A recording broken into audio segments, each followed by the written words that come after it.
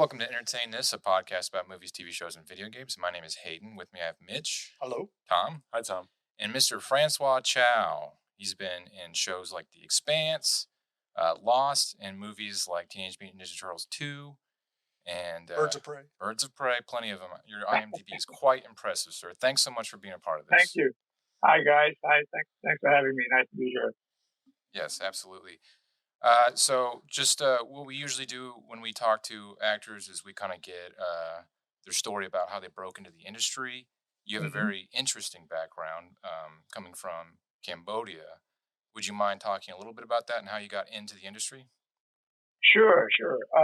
I was born in Cambodia. I am half Cambodian, half Vietnamese. Hmm. And I left Cambodia when I was very young. I think I was about maybe 5 or 6, Uh-huh. and moved to Saigon. And Wow. I lived there for a couple of years before leaving Saigon Wow. because of the war. And leaving Saigon, I lived in France for, I would say, probably about a year and a half, maybe 2, Hmm. before coming to the U.S. Okay. So I came to the U.S., kind of settled in different areas in the East Coast, um, and like around Washington, D.C. area. Hmm. And pretty much I got interested in acting in high school. Hmm. I was doing some like school plays and stuff, and I thought, wow, this is pretty fun. I think I found something I like to do, and I went to school, got a degree in theater and Uh-huh. acting, Wow. and then I decided I really wanted to do film and TV. Okay. So I moved to Los Angeles uh, to try to get my foot in that way, Uh-huh. and I've been lucky enough to have been getting pretty steady work since moving out here almost, geez, I was almost 40 years ago. Wow. Yes. Yeah, And going through your filmography, it's like you have been very busy. Yeah. Yeah. yeah.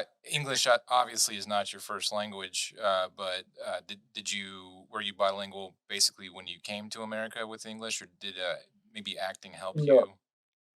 no, I spoke when I was living in Cambodia. I spoke French Hmm. and Vietnamese. Those were my two, I guess, native language. Okay. And I left when I lived in France for a while. All I spoke was French, Hmm. and I lost all my Vietnamese. Hmm. Um, and then when I came to the States, all I spoke was French. Hmm. So I had to go to like a bilingual school for like a year or so to just learn English. When you're young, I guess you can pick up languages pretty fast. And Yeah. I have to say, I think I really believe that watching a lot of TV Uh-huh. really helped me help me Hey, I pick mean, up the English pretty fast. it's a Yeah, testament to your capabilities for not only English being your first language, but the culture of America and very industrialized culture, especially in the entertainment yeah, business, and you became yeah. very successful in it. So that's very impressive. You must be an absolute workhorse. So Well, thank you. I always say that hard work and talent and it only goes so far. Luck mhm. has a big role to do with it.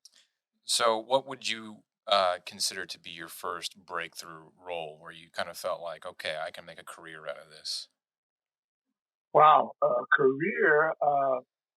I don't. I never kind of think my first like professional gig here in LA was doing GI Joe, the cartoon. Yeah. Yeah, I I got lucky enough. I was cast as this uh, character, Quick Kick, yeah. and I did like about 15 episodes of that. I watched it when I was a Uh, kid. I heard your yeah, voice. yeah. That's where I got my SAG card. It was a Hmm. big deal. And from there, it was the first few years. I got work. I got some commercials. Hmm. I got a couple of TV stuff, little one-liners here and there, and then it sort of got pretty steady enough so that I am one of the very lucky ones who really never had a day job. Right. I Yeah. I have been, blessed to do this pretty much since I started. Well, I'm sure that you've earned every role that you've gotten, and there's no dispute about that. So you went from voice acting with GI Joe. Did you think that you're going to be a voice actor, or when you landed roles like Shredder in Teenage Mutant Ninja Turtles 2, did you find some fervor in that? Yeah.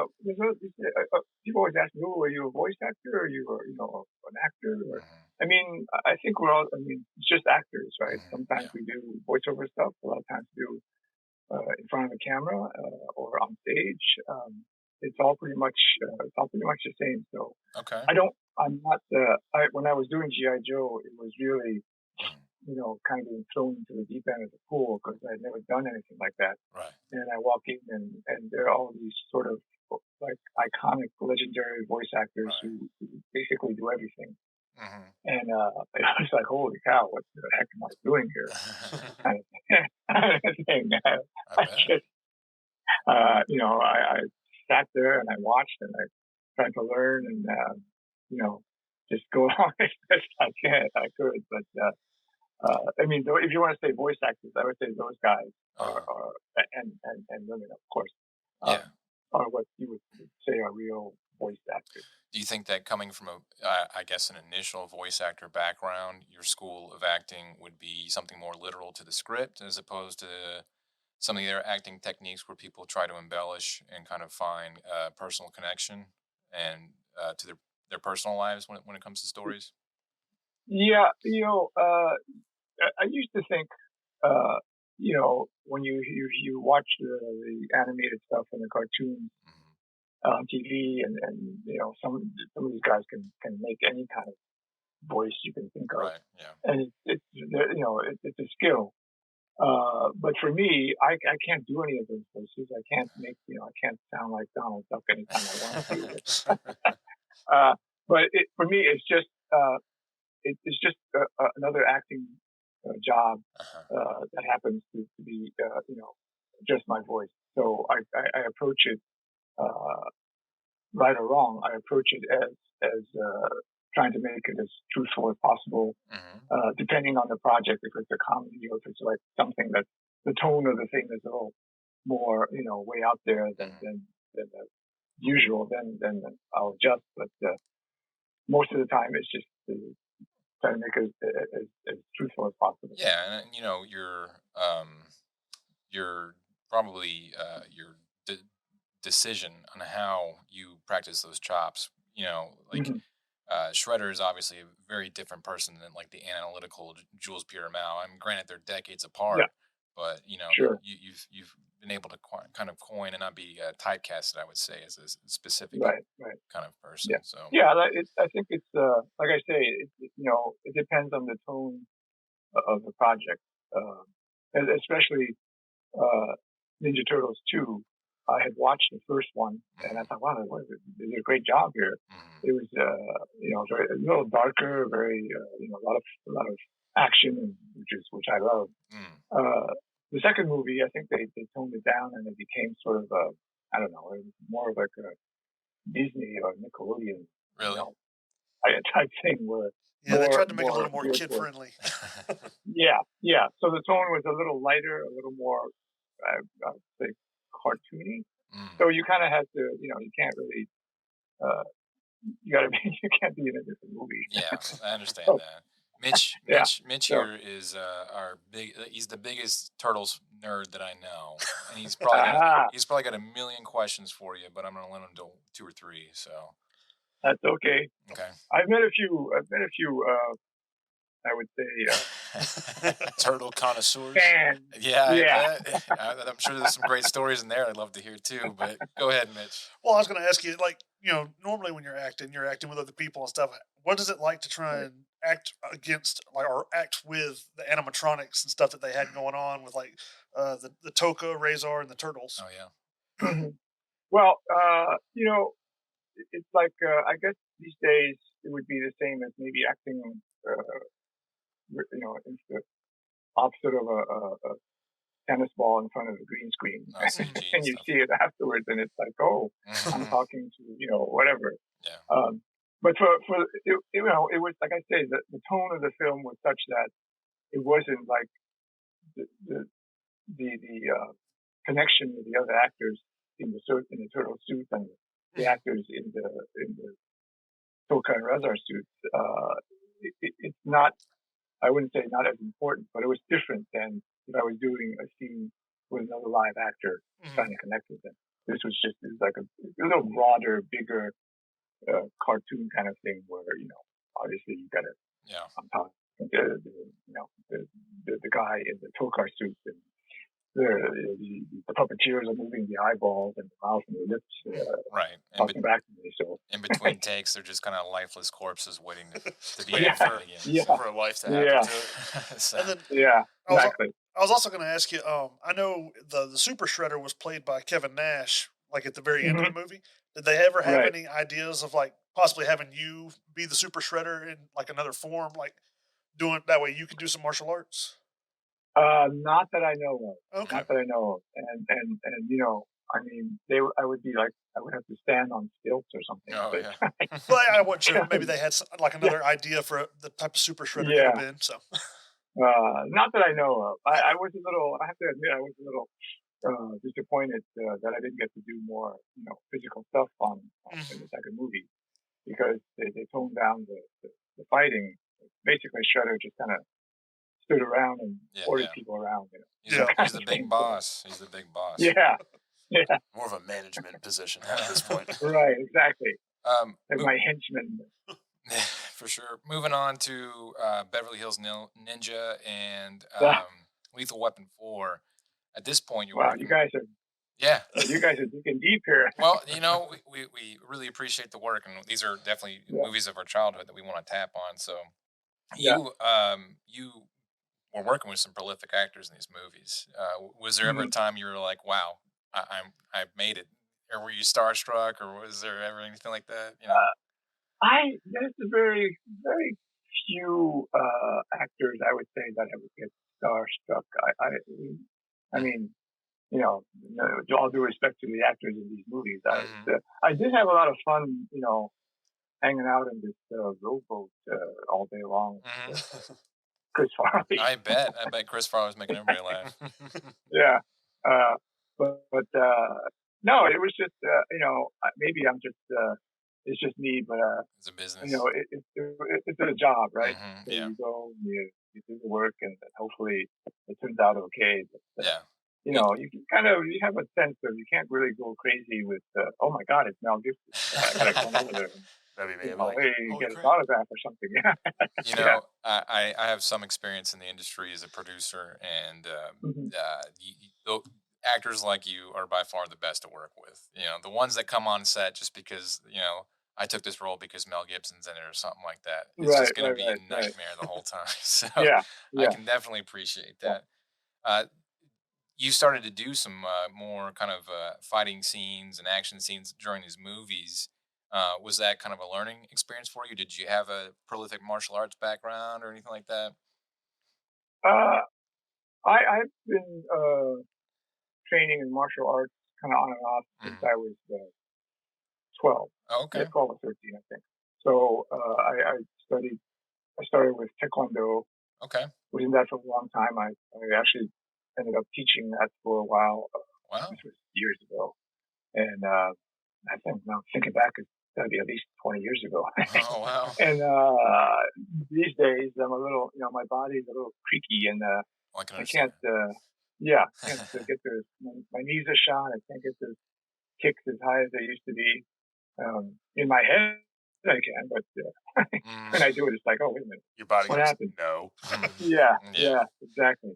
You So think- now I switched to it's I would say this traditional Okinawan karate style that I've been doing for 10 years now. And I teach a class down in Little Tokyo here every couple nights a week. If I'm Oh, in town, wow. kind of thing. So just to kind of Okay. stay in shape, and Yeah, and that's probably, otherwise I'd be sitting in front of a TV.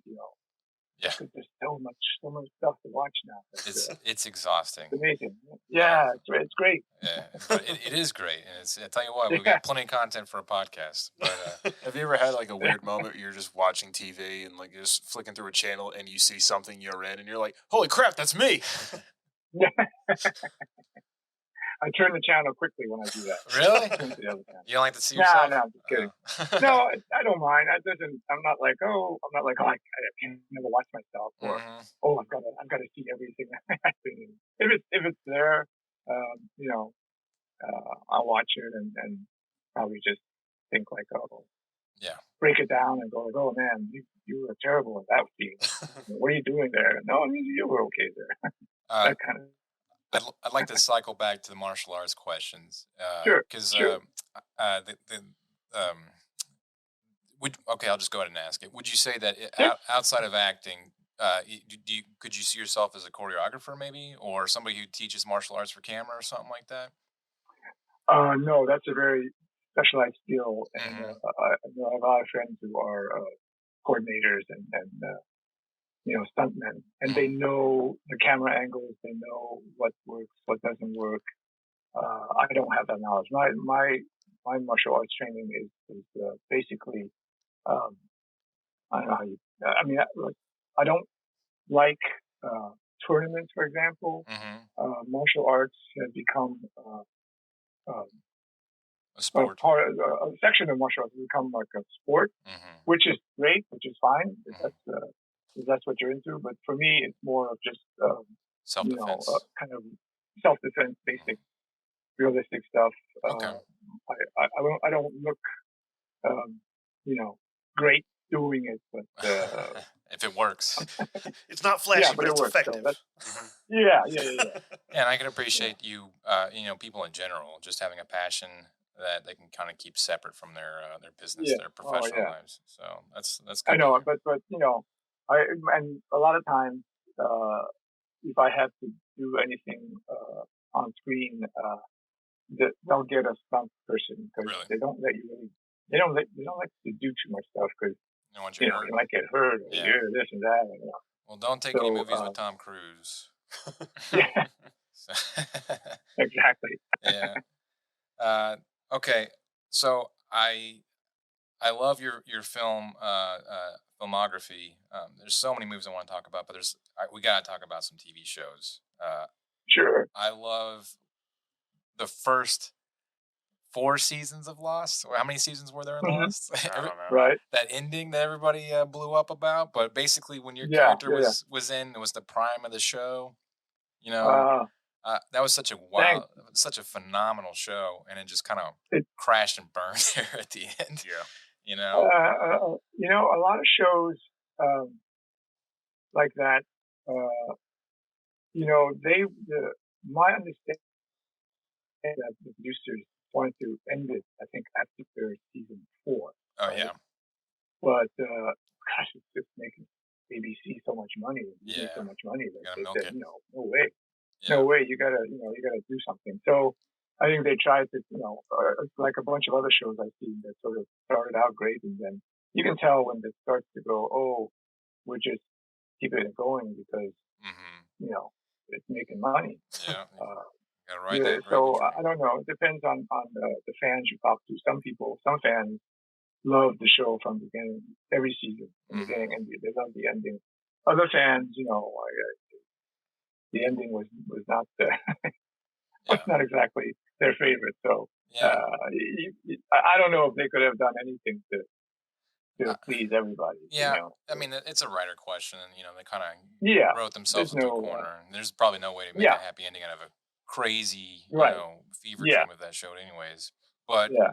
I uh, mean, the writing was I confess I didn't start watching it until I think maybe season yeah, three maybe, yeah. and because the only reason I started was because fans would ask me stuff, and I would be like, I geez, have no idea. I I don't don't know, know. You know I don't why? know what you're talking about, but Yeah. You know why those so fans were asking questions? Because they had no idea. yeah, exactly. So I started watching it, and then I said, oh wow, I see Yeah. why it's such a big hit. The writing was great, the characters and all this stuff. Yeah, they did a great job. Yeah, Great job. it was a wonderful show when it was out. It was a busy show. Were you Hmm. constantly on set, or were you kind of brought in and flown in and out over and over again? Yeah, the I got the gig, and I knew they were shooting in Hawaii, so I was like, yeah, all right, baby, here I come. So Sweet. yeah, they they called and said, hey, your call time is blah blah blah. You're going to Warner Brothers in Burbank. I was like, what? Wait a minute, I thought this was in Hawaii. Hawaii, He yeah, said, yeah, I yeah, thought but so too. this your stuff is just right now. It's just we're going to shoot it in Sound the stages. studio over there. I Oh, was like, oh man. So the first two things I did was here, and then after that, I got to go to Hawaii, and it was like yeah. 4 or 5 times a season. That was sweet. That was sweet. I bet I would love it. Even Yeah. if it wasn't a good show, I would still do it. It's Just like, to go hey, to Hawaii. it's Hawaii. So, Yeah, but the first few seasons though was still. I flew over there. Like example, I flew over on a Monday. Got to my little size Monday night, and then Tuesday I go to the studio, shoot my stuff by myself. No, there's nobody else around. Finish, and then Wednesday I fly home, and that was it. That was it for a while. Wow. So it's funny. A lot of fans will ask me, so how was it working with Evangeline, with Jorge, with all these other guys? And I was like, well, I don't know. I have no idea who you're talking about. Are they on the show too? Yeah. Yeah, yeah.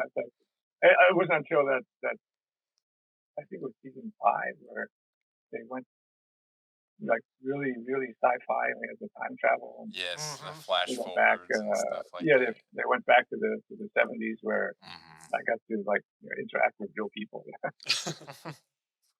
That's wild.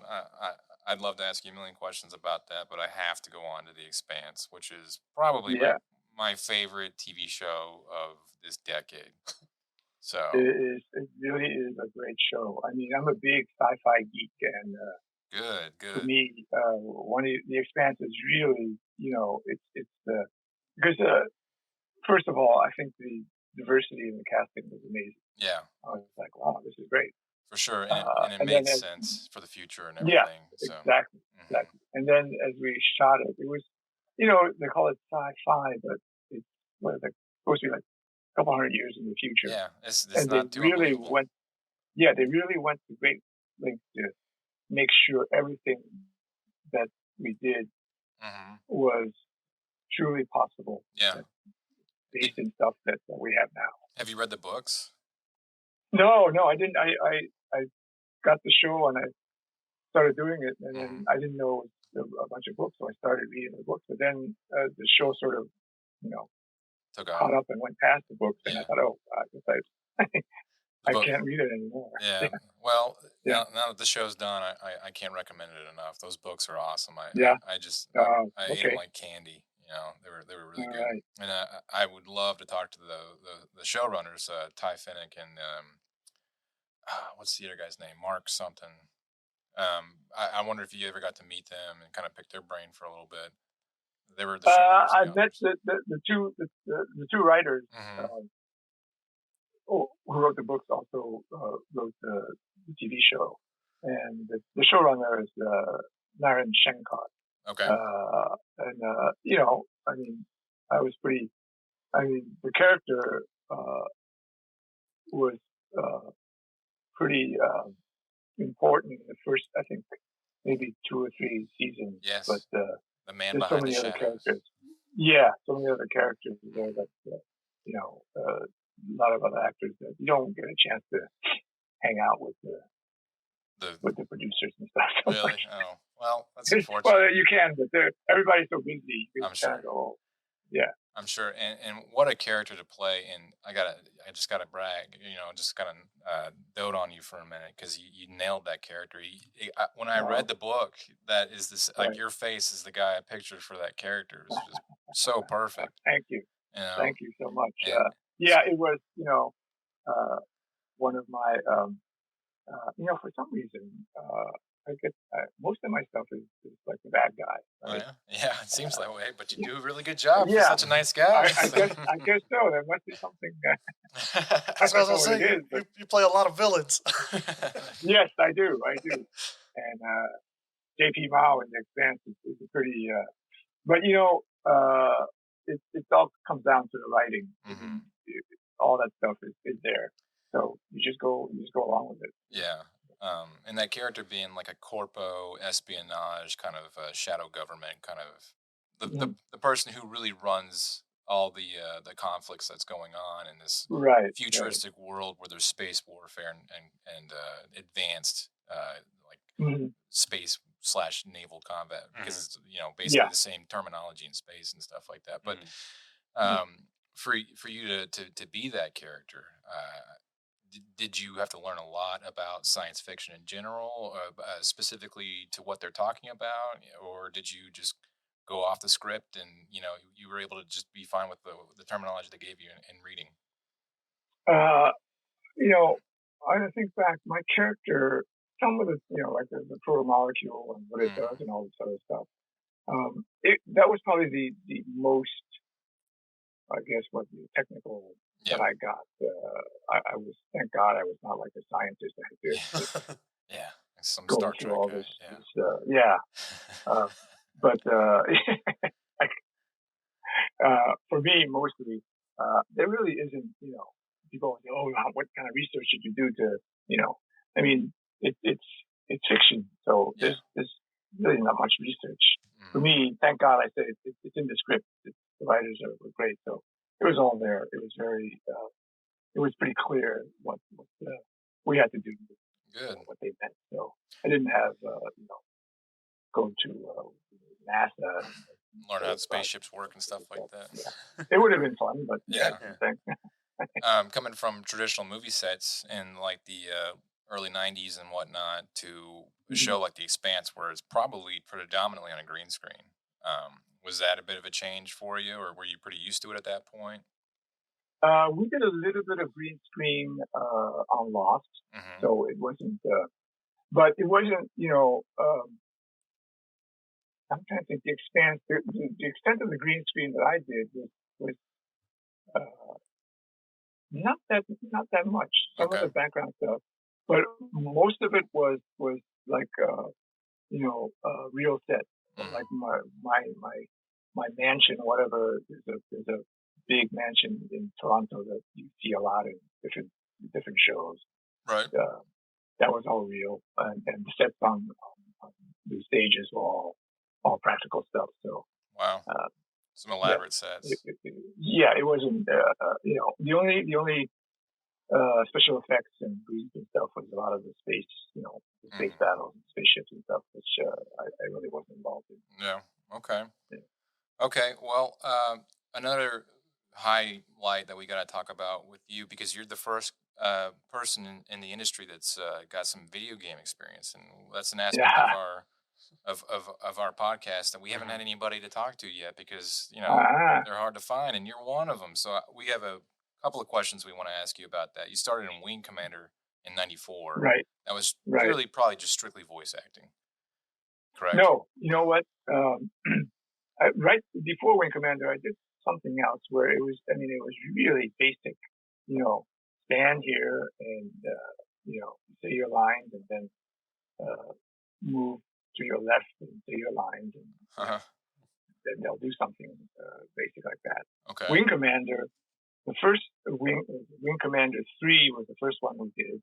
Uh, it was a little bit more elaborate because they got all these actors Mm, in there, and there's a lot more green screen stuff, but it was still a little bit more, um, interaction between the characters and stuff. okay.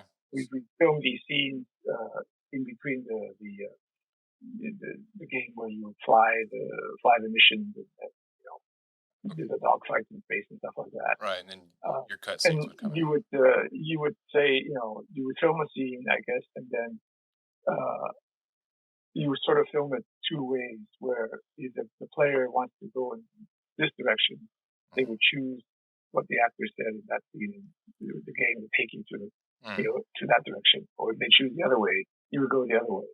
okay. Wow. So you had to And then film.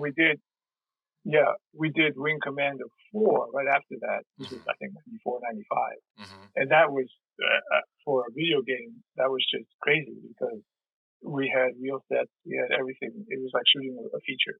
Wow. Um, Were you? Were and you? then, and I'm sorry. Were you hesitant about doing video game work at first, or were you just like, Oh, no, no, not at all. I mean, like I say, that I guess the not all video games were Wing Commanders. right?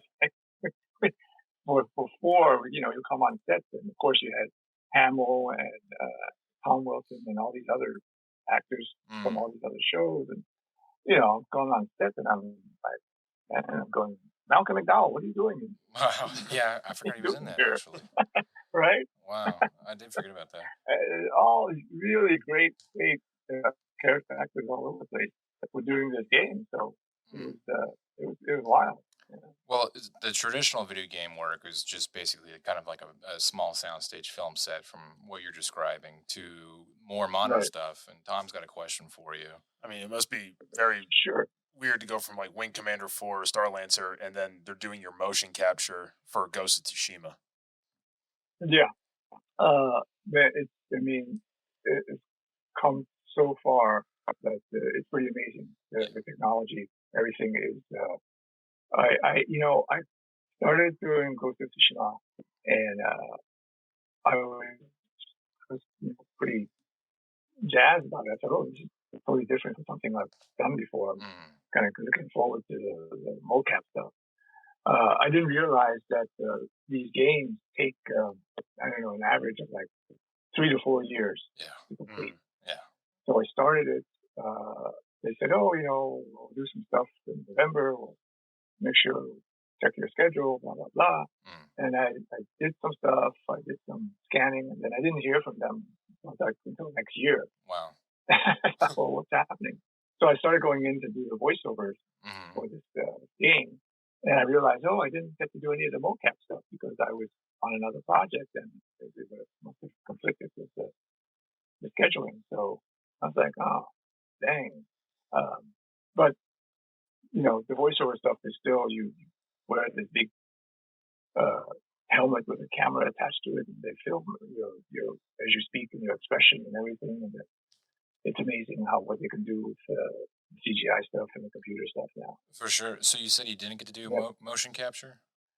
Not for that game. Okay. I did another game recently where I did the whole full, put on the scuba suit and Really? everything. Can you, Yeah, and that was a lot of fun too. Can you tell us what game? I is it coming out soon? Okay. If you can't tell us, it's fine. If it's Modern Warfare 2, Well, I'm just not kind up of, and down. is it every time everything you do now, it's like here's the NDA you gotta sign. Okay. So Yeah, you never know I don't what want to get you in trouble. what you can say. Totally understand. I think it's coming out soon. I think Okay. it's coming out soon. So we're just saying that kind you of have don't- another thing coming from video games. That's exciting to hear. Yeah, yeah. But back to the video game, especially for Ghost of Tsushima. Is it Tsushima? How do you say it? Tsushima. Gotcha. Yeah. Is it like a traditional script that they give you, or is it just kind of like you show up and they're like, "Here's what you're going to do today," kind of thing, or what preparation Well, do you have? it's not like in the sense of a traditional script where like they give you the scenes that that you're going to do that your character does, Right. and those scenes are pretty much kind of traditional, characters interacting with each other, the plot line moving along, all that stuff. It's basically just like shooting a movie, Okay. right? But you don't get the whole, the script. The whole script is, I don't know how many pages it would be. It was like a phone book. Okay. So you get the scenes that you're doing, and then Do they explain? much. Yeah, they kind of explain what's happening, going on. But like all the other games, it's a big, a kind of open world where you can choose to go Right. anywhere Right. you want, and there's all sorts of side quests that you can. It is a you can beautiful do at any time, game. so. I watched a little bit of it. I don't have a PlayStation. Yeah. But, I watched a little bit of it, and I was like, I kind of want a PlayStation. I know they talked about making this Hey, into a man. show. Have they approached you about Right. doing that as for a TV show or for a film?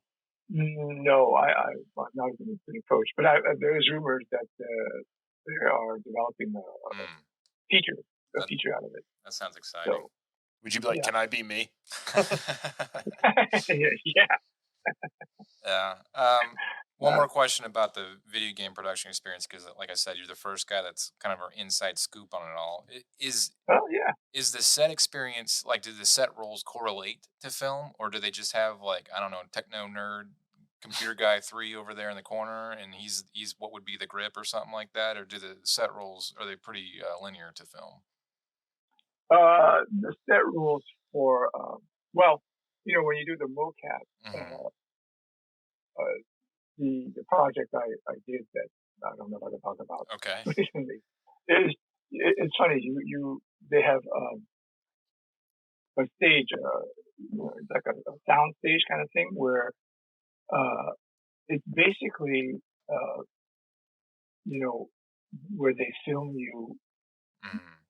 whereas you're wearing Your scuba your suit. suit. Yeah. Yeah, and I forget what they call it, but it's the space is specifically for that. Uh huh. And in the space, they have certain pieces of uh, like a platform or something, or a piece of furniture that's real. Uh But huh. everything else is pretty much, you know, if you have a sword or something, they'll give you something that resembles. Well, they'll give you like a stick or something, right? Wow. Yeah.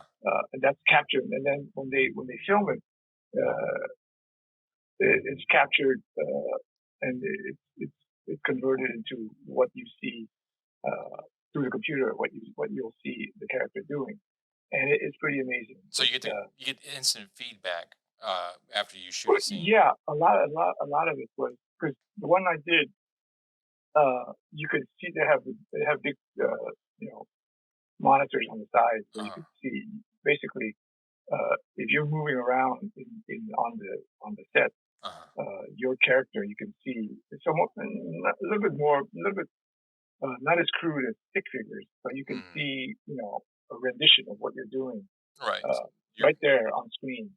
where you're Uh, facing and eye line and stuff like that. right, Yeah. and if you're jumping around or you're doing some, physical Wow. stuff, it's all right there. That would be Uh, wild to see. and yeah, it's pretty it's pretty crazy. Oh, wow. I'd Well, probably be looking at like the camera the whole time, like, Yeah, am I here? Am I doing this right? You're yeah. good. Well, we have a litany of questions. I've already asked way too many, and I know you have to go pretty soon. But That's before, okay. Keep going. I mean, where are we? At 4:35. I mean, I can go as far as like say 5. You have more stuff, but that's fine. But okay. Well, I'm just going to why open the not? floor to Yeah, mention Tom if they have any questions for you. If not, I got a couple extras. So sure. Well, we had talked a little bit earlier that you've played a lot of villain roles. So I was wondering, like, is Hmm. that like your preference, or do you like to play more kind of comedic, or what kind of things would you like to act in if you had the choice? Uh, uh, yeah. I mean, like I said, I'm usually the bad guy, and hmm. but I have to say, when I was shooting The Expanse, Hmm. um, I was also shooting at the same time the show on Amazon called The Tick. Uh huh. Hmm. Yeah. Uh, the two characters, I have to tell you, the character Walter on The Tick Uh, is by far, in my whatever almost 40 years of acting, really? the favorite thing I've ever done.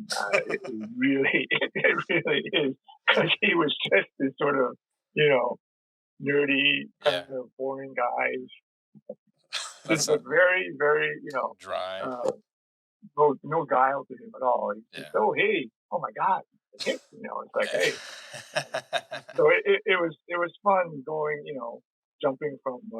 I'm in Toronto shooting uh, The Expanse, and I'm like, hey, Jules, get him out. Uh-huh. I'm experimenting on kids. Uh-huh. I go back to New York to shoot The Tick, and I'm like, hey, this is good cheese. Yeah. Was it hard to It was transition great. between those two roles? No, I really love doing The Tick, and these days, if I would say I would love to do like I don't know, a rom com Mm. would be a lot of fun to do. Yeah. Uh, There's a lot of but who knows? there's a lot Yeah, of fascinating movies, especially yeah, for Asian American actors. Everything yeah, Everywhere All at Once was by far one of yes, the best yes, movies I've seen in a long time. yeah. You know, Uh, so I uh, these days I'm playing. I'm usually somebody's dad, so I'm yeah. playing everybody's dad these days. Hey, if it's work, it's still working. So Yeah, no, it's great. It's yeah, great. It's I great. hear you. I hear you. Tom, you got any questions? Well, looking through your filmography, you acted in one of my favorite shows, like of all time. You were on an episode of Hill Street Blues. Really? Me and That my dad was watched that show.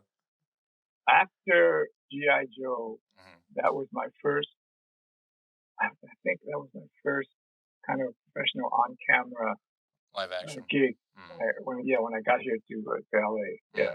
it was great. That was that was my first of many times as a gang guy. Mm. My career started when I was younger. I was a gang guy Mhm. in the leather jackets, and then as I went along, I guess I got promoted to The boss.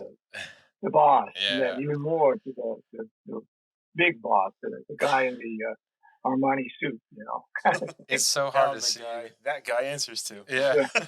It's so Yeah, hard to see that's you right. That's right. as this sinister guy. You're such a nice dude.